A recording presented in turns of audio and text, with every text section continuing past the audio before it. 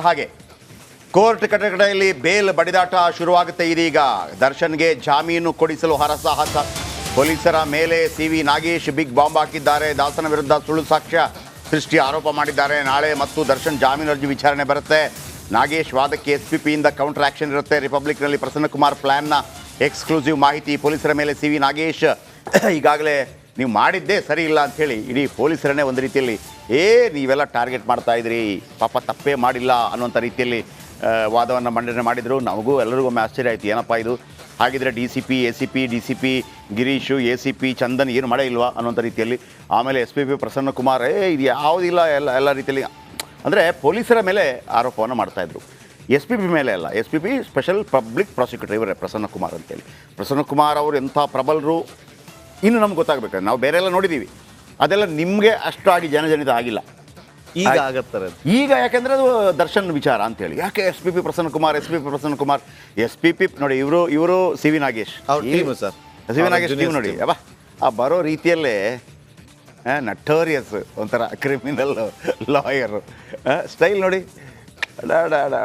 ನಾನು ಹೇಳ್ತಾ ಇದ್ದೇನಲ್ಲ, ಇವರು ಟಾಮಿ ಸೆಬಾಸ್ಟಿಯನ್. ನೀವು ಇಂಟ್ರೆಸ್ಟ್ ಬೆಳೆಸ್ಕೊಂಡ್ಬಿಟ್ರೆ ಈ ಕಾನೂನು ಒಂದು ಈ ಕ್ರಿಮಿನಾಲಜಿ ಬಗ್ಗೆ ಎಲ್ಲ ಭಯಂಕರ ಇಂಟ್ರೆಸ್ಟ್ ಇರುತ್ತೆ, ಆಯಿತಾ. ಇವರು ಎಂಥ ವಾದ ಮಂಡಿಸಿದ್ರು ಅಂತಂದರೆ ಕಕ್ಕಾಬಿಕ್ಕಿ ಆಗೋಗ್ಬಿಟ್ರು ಪೊಲೀಸರು. ಆಮೇಲೆ PSI ವಿನಯ್ ಮೇಲೆ ಯಾಕೆ ಮಾಡಿಲ್ಲ ಅಂತೇಳಿ. ನನ್ನ ಪ್ರಕಾರ ಅದು ಕೂಡ ಒಂದು ಲೂಪ್ ಹೋಲ್ಸ್ ಅಂತ ಅನಿಸುತ್ತೆ ಪೊಲೀಸರದ್ದು.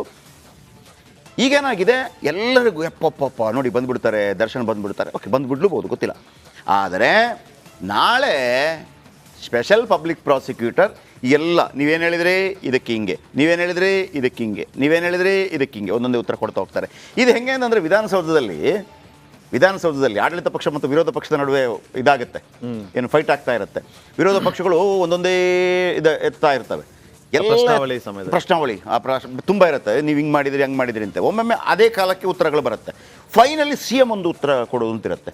ನಾವೆಲ್ಲ ಪಂಚ್ ಮಾಡ್ತೀವಿ, CM ಅಲ್ಲೊಂದು ಸಿಸ್ಟಮ್ ಇದೆ. ಒಮ್ಮೆ CM ಎದ್ದು ನಿಂತರೆ,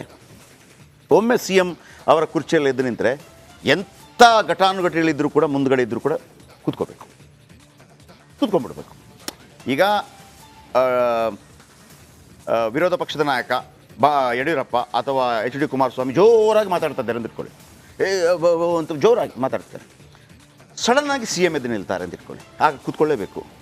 ಅದು ಪ್ರೋಟೋಕಾಲ್ ನಂಬರ್ 1. ಎರಡನೇದು, ಸ್ಪೀಕರ್ ಎದ್ದು ನಿಂತಾಗ ಎಲ್ಲರೂ ಕೂತ್ಕೊಳ್ಳೇಬೇಕು. ಗಲಾಟೆ ಆಗುತ್ತೆ, ಅದು ಬೇರೆ ವಿಚಾರ. ಪ್ರೋಟೋಕಾಲ್ ಹಂಗೆ.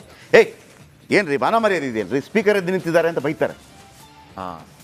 ಸ್ಪೀಕರ್ ಎದ್ದ ನಂತರ ಬೈತಾರೆ. ನಾನು ಯಾಕೆ ಇದನ್ನು ಈ ಥರ ಹೋಲಿಕೆ ಮಾಡಿದೆ ಅಂತಂದರೆ, ಈಗ ಏನು ಸಿ ವಿ ನಾಗೇಶ್ ಅವರ ವಾದಗಳಿದೆಯಲ್ಲ, ಈಗ ಒಂದು ಅಪ್ಪರ್ ಹ್ಯಾಂಡ್ ಆಗಿದೆ. ಈಗ ಅದಕ್ಕೆ ಕೌಂಟ್ರು ಆ ನಂತರ ಶುರು ಆಗುತ್ತೆ. ಆ ನಂತರ ಮುಗಿದೋಯ್ತಾ ಇಲ್ಲ, ಸಿ ವಿ ನಾಗೇಶ್ ಇನ್ನೊಂದು ಪಾಯಿಂಟ್ ಆಗ್ತಾರೆ, ಅದರ ಮೇಲೆ ಇನ್ನೊಂದು ಪಾಯಿಂಟ್ ಆಗ್ತಾರೆ. ಸೊ ಹಾಗಾಗಿ ಏನು, ಈಗ ಲೈವಾ ಪ್ಯಾಕೇಜಾ? ಓಕೆ, ಬನ್ನಿ. ಜಾಮೀನಿಗಾಗಿ ಕಾದು ಸುಸ್ತಾಗಿರೋ ದಾಸನ ಪರವಾಗಿ ಸಿ ವಿ ನಾಗೇಶ್ ಬೇಲ್ಗಾಗಿ ಪ್ರಬಲ ವಾದ ಮಂಡಿಸಿದ್ದಾರೆ. ಆದರೆ ಇದಕ್ಕೆ ಬ್ರೇಕ್ ಹಾಕೊಳ್ಳೋದೆ ನಾನು ಹೇಳ್ದಂಗೆ SPP ಸಜ್ಜಾಗಿದ್ದಾರೆ. ಏನು ಹೇಳ್ಬೋದು, ನಿಮಗೆಲ್ಲ ಗೊತ್ತಿದೆ. ಇದು ಎಲ್ಲ ರಾಂಗ್ ಅಪ್ಪ, ಶೂ ಹಾಕಿರಲಿಲ್ಲ, ಶೂವನ್ನು ತೊಳೆದ ನಂತರ ಹೆಂಗೆ ರಕ್ತದ ಕಲೆ, ಚಪ್ಪಲಿ ಹಾಕಿದ್ರು, ಆಮೇಲೆ ಇಷ್ಟೇ ಹೋಗಿರೋದು, 1 ಇಂಚು ತಲೆ ತೂತಾಗಿದೆ, ಏನು 12 ಜನರ ಶೂ ಅಲ್ಲಿ ರಕ್ತ ಬಂದ್ಬಿಡ್ತು, ಹೆಂಗೆ ಅಂತೆಲ್ಲ ಕೇಳಿಕ್ಕೆ ಶುರು ಮಾಡಿದಾರಲ್ವಾ. ಇದಕ್ಕೆಲ್ಲ ಉತ್ತರ ಸಿಗತ್ತಂತೆ ಈ ರಿಪೋರ್ಟ್ ನೋಡಿ.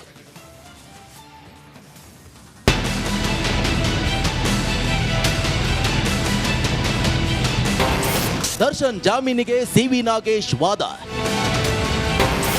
ಬೇಲ್ಗೆ ಬ್ರೇಕ್ ಹಾಕಲು SPP ಪ್ಲಾನ್.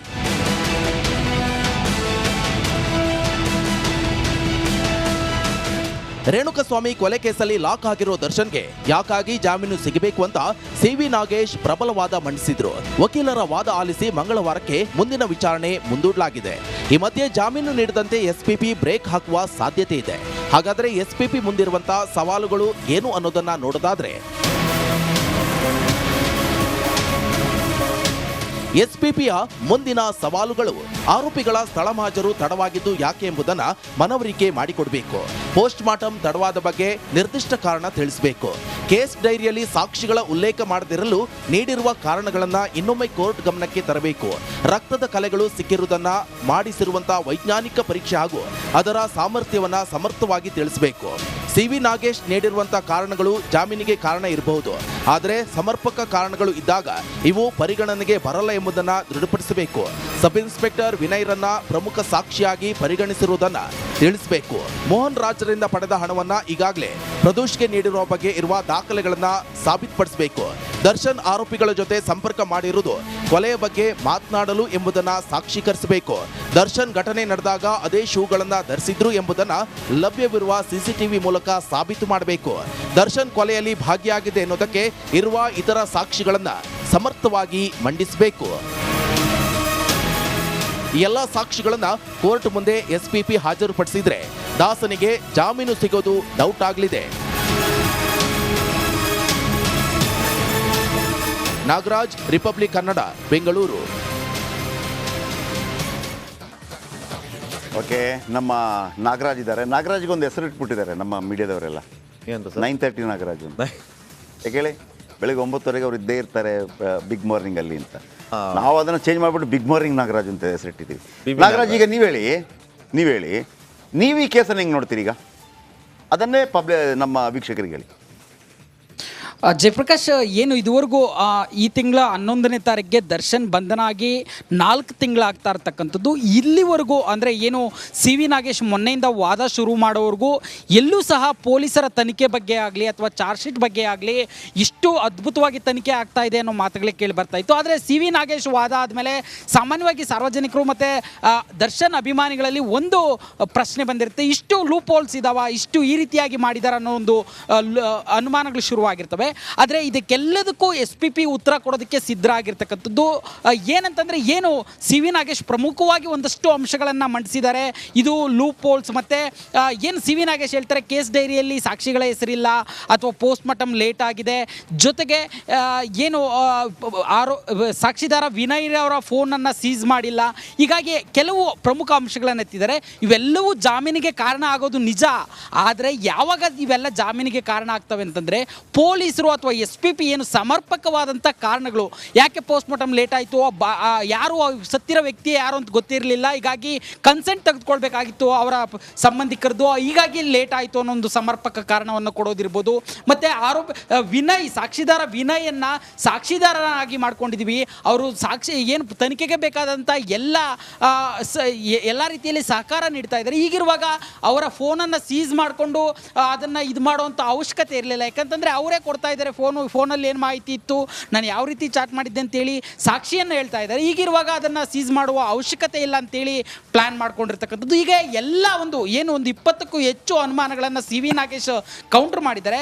ಅವಕ್ಕೆಲ್ಲಕ್ಕೂ ಒಂದು ತಾರ್ಕಿಕ, ಅದರಲ್ಲೂ ಏನು ಎಲ್ಲ ರಕ್ತದ ಕಲೆ ಇದು ಒಗೆದು ಒಣಗಾಕಿರ್ತಕ್ಕಂಥ ಬಟ್ಟೆಗಳ ಮೇಲೆ ರಕ್ತದ ಕಲೆಯನ್ನು ಈಗ ಯಾವ ರೀತಿ ತೆಗೆದುಕೊಂಡ್ರು ಅನ್ನೋ ಒಂದು ಪ್ರಶ್ನೆಯನ್ನು ಸಿ ವಿ ನಾಗೇಶ್ ಎತ್ತಿರ್ತಕ್ಕಂಥದ್ದು. ಆದರೆ ಲೂಮಿನಾರ್ ಟೆಸ್ಟ್ ಮಾಡಿದ್ರೆ 6 ತಿಂಗಳಿಗೂ ಅಧಿಕ ಆಗಿರ್ತಕ್ಕಂಥ ಬಟ್ಟೆಗಳ ಮೇಲೆ ಇರ್ತಕ್ಕಂಥ ರಕ್ತದ ಕಲೆಗಳನ್ನು ತೆಗೆಯುವಂಥ ಸಾಮರ್ಥ್ಯ ಆ ಒಂದು ಪರೀಕ್ಷೆಗೆ ಇರತಕ್ಕಂಥದ್ದು. ಈ ಎಲ್ಲ ವಿಚಾರಗಳನ್ನು ಕೋರ್ಟ್ನ ಗಮನಕ್ಕೆ ತರೋದಕ್ಕೆ SPP ಪ್ರಸನ್ನ ಕುಮಾರ್ ಸಿದ್ಧತೆಯನ್ನು ಮಾಡ್ಕೊಂಡಿರ್ತಕ್ಕಂಥದ್ದು. Jayaprakash, okay, C V Nagesh ಗೆಲ್ತಾರಾ SPP ಗೆಲ್ತಾರಾ? ಈ ಒಂದು ಏನು ಸಿ ವಿ ನಾಗೇಶ್ ಕೇವಲ ತಾಂತ್ರಿಕ ಅಂಶಗಳನ್ನು ಇಟ್ಕೊಂಡು ಮುಂದಿಟ್ಟಿರ್ತಕ್ಕಂಥದ್ದು. ಚಾರ್ಜ್ ಶೀಟನ್ನು ಚೆಕ್ ಮಾಡಿದ್ರೆ ಇವೆಲ್ಲವನ್ನು ಕೌಂಟರ್ ಮಾಡಬಹುದಾದಂಥ ಸಾಕಷ್ಟು ಮೆಟೀರಿಯಲ್ SPP ಪ್ರಸನ್ನ ಕುಮಾರ್ ಬಳಿ ಇರ್ತಕ್ಕಂಥದ್ದು. ಹೀಗಾಗಿ ಸಾಮಾನ್ಯವಾಗಿ ಇಲ್ಲಿ ದರ್ಶನ್ಗೆ ಬೇಲ್ ಸಿಗೋ ಸಾಧ್ಯತೆ ತೀರಾ ಕಡಿಮೆ ಇರ್ತಕ್ಕಂಥದ್ದು. ಒಂದು ಪ್ರಶ್ನೆ ಈಗ ಹೇಳ್ತಾ ಇರುವಂಥದ್ದು, ಪ್ರತಿಯೊಬ್ಬರು ಕೂಡ ಇವತ್ತು ಸಾಕಷ್ಟು ಕಡೆ ಚರ್ಚೆ ಆಗ್ತಿರೋದು, ದರ್ಶನ್ ಸ್ವಇಚ್ಛಾ ಹೇಳಿಕೆಯಲ್ಲಿ ಚಪ್ಪಲಿ ಹಾಕೊಂಡಿದ್ದೀನಿ ಅಂತ ಹೇಳಿದ್ದಾರೆ, ಆದರೆ ಪೊಲೀಸ್ನವ್ರು ಹೋಗಿ ಶೂಗಳನ್ನು ಸೀಸ್ ಮಾಡ್ಕೊಂಡು ಬಂದರು ಅಂತೇಳಿ. ಇದು ಹೆಂಗಿದು, ಹೇಗೆ ಇದನ್ನ ಪ್ರೂವ್ ಮಾಡ್ತಾರೆ ಈಗ ಕೋರ್ಟಲ್ಲಿ?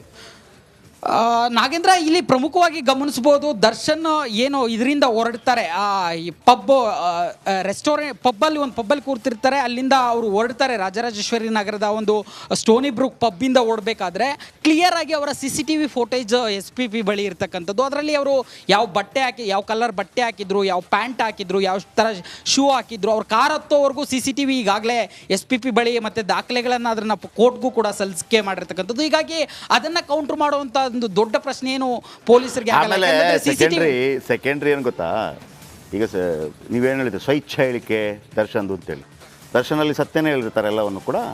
ಅವ್ರು ಕೊಲೆ ಕೇಸಲ್ಲಿ ಸಿಕ್ಕಾಕೊಂಡಿರೋದು ಸತ್ಯ ಹೇಳಿರ್ತಾರೆ, ತಪ್ಪಿಸ್ಕೊಳಕ್ಕೆ ಏನಾದ್ರು ಹೇಳಿರ್ತಾರಪ್ಪ, ಹಿಂಗೆ ಹೇಳಿ ಅಂತೇಳಿ ಹೇಳಿರ್ಬೋದು, ನಾನು ಚಪ್ಪಲಿ ಹಾಕೊಂಡಿದ್ದೀನಿ ಹಂಗೇನಾದ್ರು ಆಯ್ತು ಅಂತಾರೆ ಸರ್, ತನಿಖೆಯನ್ನ ಡೈವರ್ಟ್ ಮಾಡುವಂತ ಕೆಲಸವನ್ನ ದಿಕ್ಕು ತಪ್ಪಿಸೋ ಕೆಲಸ ಮಾಡಿದ್ದಾರೆ.